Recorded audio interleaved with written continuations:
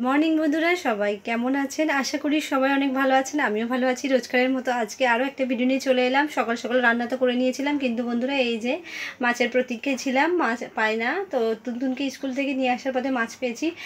আগে ঝাল না, ঝোল সাঁতলে নিয়েছিলাম। তো এখন মাছগুলো ভেজে নিয়েছি, এই যে রেখেছি। এবার ঝোলটা ফুটিয়ে নেব। সকালবেলা বানিয়ে নিয়েছিলাম বন্ধুরা, উচ্ছে ভাজি বানিয়েছিলাম, ডাঁটা সবজি বানিয়েছিলাম, ডাঁটা দিয়ে আলু দিয়ে, আর ডাল বানিয়েছিলাম।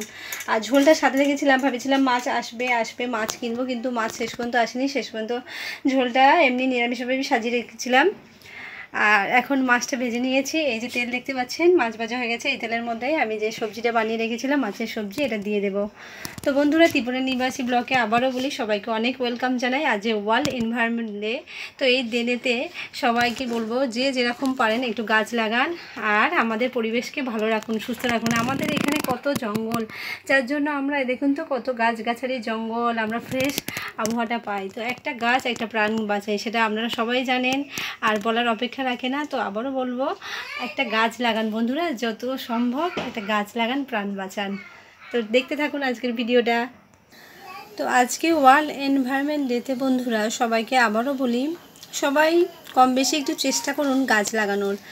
গাছ পরিবেশকে যেরকম দূষণমুক্ত করে, তেমনি আবহাওয়াকেও নর্মাল রাখে। আর এত যে গরম পড়েছে, এই গরমের হাত থেকেও গাছ কিন্তু আমাদের গরমটা অনেক কমিয়ে দেয়। নিজে অনেকটা গরম টেনে নিয়ে আমাদের গরমও কিন্তু অনেকটা টেনে নেয়।